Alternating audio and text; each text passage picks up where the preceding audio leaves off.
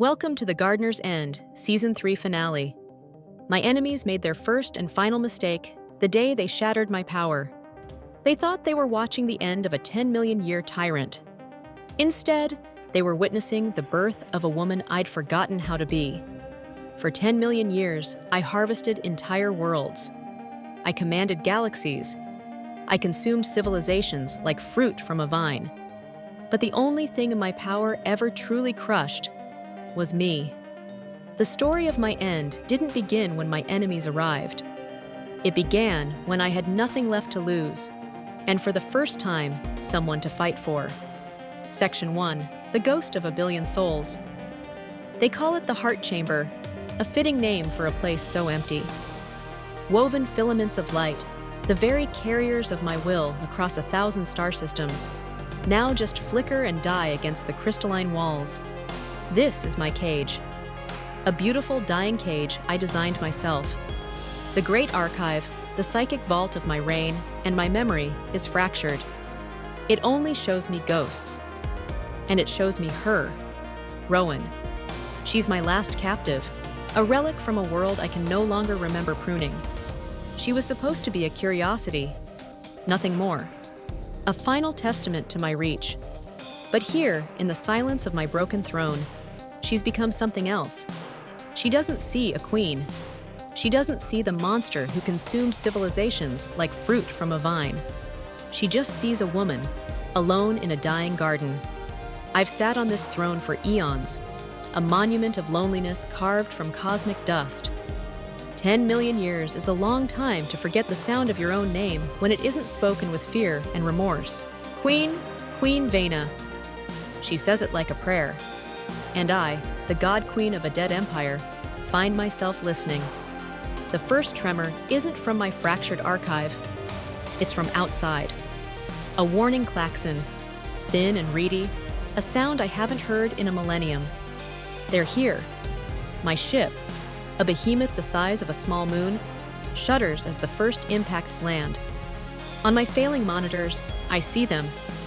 A fleet of thorns and salvaged metal, crude but determined. The reclaimers, scavengers and survivors from the worlds I once culled. They've come to pick my bones clean. Instinct takes over. My hand moves, tracing patterns on the throne's arm. The filaments of light around me surge, a pale violet glow that was once the terror of the galaxy. I reach for the harvest, the ultimate expression of my power. The ability to snuff out a star, to drain the life from a world to feed my own eternity. But the archive is broken. Instead of cosmic fire, it feeds me a storm of memories. Not my victories, not my ascendance, my sins. I see a world of blue oceans boiling into steam. I hear the silent, psychic scream of a billion souls as they're drawn into me, their whole existence reduced to a flicker of energy. I see fields of grain turn to ash, cities of glass crumble to dust, and through it all, I see my own face. Young, impassive, a gardener tending to her crop with ruthless efficiency. The ghost of every life I've ever taken floods the heart chamber, a silent chorus of the damned. My power lashes out, not at the enemy fleet, but inward. Violet light crackles through the chamber, and I scream. A raw, ragged sound I didn't know my throat could still make. The pain isn't physical. It's the agony of 10 million years of monstrous choices crashing down on me all at once. I fall from my throne, no longer a queen, just a woman drowning in her own history. And through the maelstrom of spectral light and screaming ghosts, a hand touches my shoulder. It's Rowan. Her face isn't filled with the terror I expect. There's no revulsion, no hatred. There's only a profound, aching pity. I see you, she whispers, and the word isn't an accusation. It's an acknowledgement. In that moment, the arrival of my enemies stops being the cause of my destruction. Her empathy becomes the catalyst for my rebirth. Section 2, The Closing Net and the Opening Heart. The siege begins in earnest. The Reclaimers' leader, a woman named Ilara, is relentless. Her voice, broadcast on all channels, speaks of justice. She speaks of the Unbroken, a coalition of survivors united by one purpose: to see the gardener fall. They aren't just a fleet. They're an idea, a living consequence of my reign. I watch them on my monitors, their ships like angry wasps, stinging and retreating. They believe I'm weak, wounded. They're right, but they're wrong about why it matters. Days bleed into one another. They breach the outer shell of my vessel. They're inside now, fighting through the dead corridors of my past glories. From the data streams, I feel another presence, a ghost in my machine. This one is different. Not a splintered soul from my past, but a focused, living consciousness. They call her Mender, a cyborg intellect guiding their path, her digital signature burning with a desperate love that I recognize all too well. They have allies I can't comprehend, forces of nature called the Dryad, whose green, vibrant life opposes my violet, consuming order. The net is closing. My world is shrinking to this one besieged room.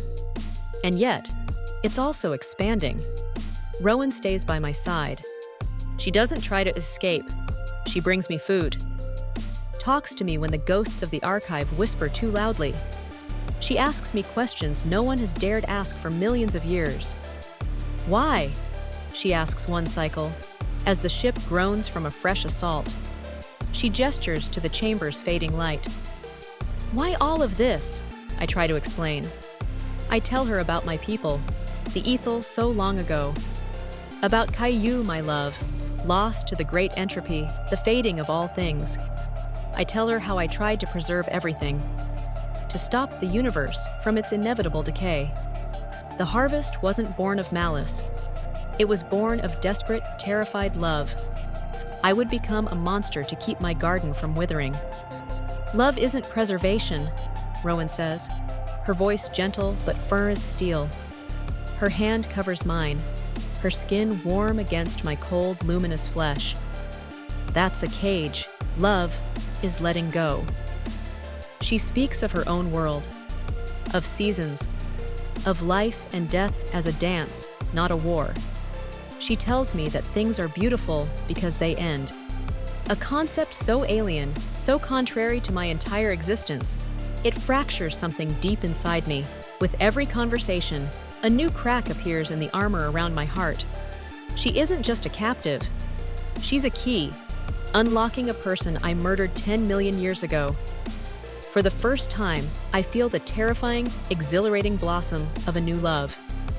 A feeling I thought I had harvested from my own soul. I begin to question, was my eternal war against the end worth the cost? What's the point of a perfect, timeless garden with no one to walk in it but a lonely queen? The billion souls inside me, once my power, now feel like a billion anchors, weighing me down. Section 3. Arrival of the Unbroken. Ilara's perspective. The heart chamber doors don't open. They shatter. My boots hit the crystalline floor before the debris settles. Behind me, Lena, Marcus, Sora, the Unbroken, my crew, my family. And ahead of me, Veyna, the gardener. 10 million years of tyranny, standing beside a cracked throne with a woman named Rowan at her side. But I'm not looking at Veyna. I'm looking past her, at the humming data conduit, at the flickering static coalescing into a form I know better than my own heartbeat. Mender. She stumbles from the machine, her silver hair catching the violet light, her chrome filaments trailing from her spine and palms, her collar pulsing with a glow that matches the rhythm of my own pulse. She's solid. She is real. I cannot believe it. She is here. I cross the distance before I realize I'm moving. My hands find her face, the fusion lines tracing her cheekbones, the light blue eyes shifting from ice to sapphire as they meet mine. I told you I'd find you, I whisper. My voice is thick, broken. Not the commander's voice, the lover's. I never doubted it, she replies. Her voice is the harmonic hum I've been aching for, the sound that's been missing from my neural interface for 3 episodes. Behind me, the battle pauses. Lena lowers her weapon. Marcus bows his head. Sora, stoic, guarded Sora, turns away to hide the glisten in her dark amber eyes. This is the moment, the reunion, the beacon of love in a dying tomb. And it's the counterpoint to everything Veyna has ever known. Section 4, The Final Harvest. Veyna watches us, Elara and Mender, forehead to forehead, hands clasped, love radiating from them like heat from a star. She watches, and something shifts in her ancient, steel-ringed eyes. Across the chamber, the Dryad stands at the center of a different kind of storm, her turquoise eyes blazing, her vines tearing through the Reclaimers' camp, her trees uprooting themselves and marching. Governor Voss is tied to a chair, forced to witness the justice he spent a lifetime evading. And Veyna understands. She turns to face the thrumming, fractured heart of the Archive. The billion souls inside her are screaming, not for vengeance, but for release. Her hand rises. The broken Archive responds. She could unleash one final harvest, not just on this fleet, but on the world they're trying to protect. Earth, a nursery of 8 billion fledgling souls. She could drain it dry, replenish her power, scatter this rebellion to dust. It's the same monstrous math she's always used. But Rowan's hand finds hers. "Harvest yourself, Veyna," she says, her voice the only sound in the universe. "Let go!" And Veyna understands. The final harvest was never about them. It wasn't about a billion souls on some distant world. It was about the billion souls already inside her. It was about the one soul that mattered most, the first one she ever caged. Her own. Veyna reaches out, not with the hands of a conqueror, but with the hands of a penitent.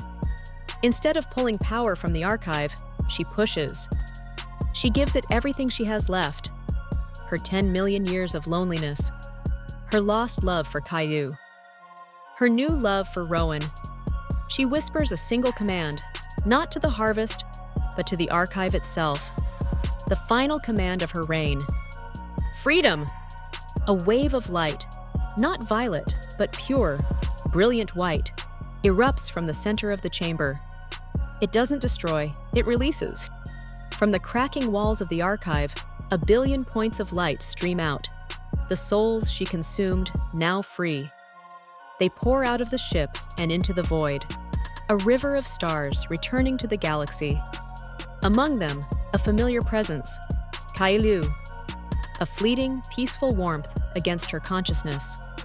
Veyna's body becomes translucent. The filaments of her power unravel, turning to dust. The ship around us groans. Its power source, the gardener herself, now gone. It will bloom into a magnificent, lifeless garden of crystal and wreckage, a tomb adrift in the stars. She turns to Rowan one last time. "Someone should have stayed," she whispers, her voice fading into the light. But now, go home. Rowan doesn't move. She just watches as Veyna dissolves, her form breaking apart into motes of light, joining the exodus of souls. The peace Veyna had forgotten for 10 million years washes over her at last. It isn't the cold, sterile peace of solitude. It's the warm, earned peace of letting go. The gardener is dead, and in her place, a billion gardens can finally begin to grow. Final beat. Elara and Mender. The chamber is silent. The violet light has faded to a soft, ambient glow. The Unbroken stand in the wreckage, catching their breath. I don't let go of Mender's hand. Lena kneels beside Marcus, her orange circuit lines still visible through her torn suit, her hand resting on his back. Whatever they've lost, they're facing it together. Sora stands apart, near the airlock where Kai disappeared. Her katana is sheathed. Her dark amber eyes watch the void. But in her hand, she holds his communicator, repaired, waiting.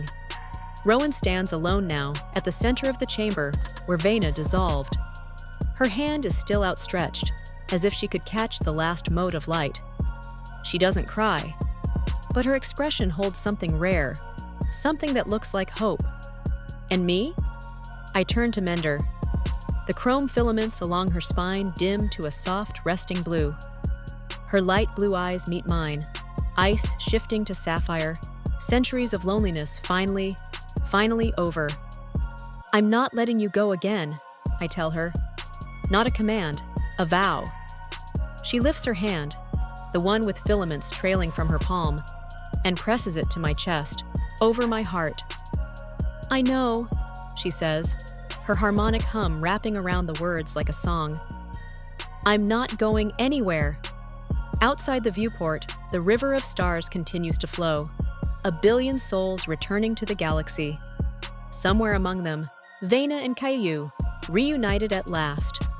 The Unbroken Rise. Thank you for joining us for The Gardener's End. If Veyna's story moved you, we'd love it if you'd like this video and subscribe to the channel for more original sci-fi stories every week. Your support is what lets us keep exploring new worlds and telling new tales. Drop a comment below and let us know. What did Veyna's choice mean to you? Until next time, The Unbroken Rise.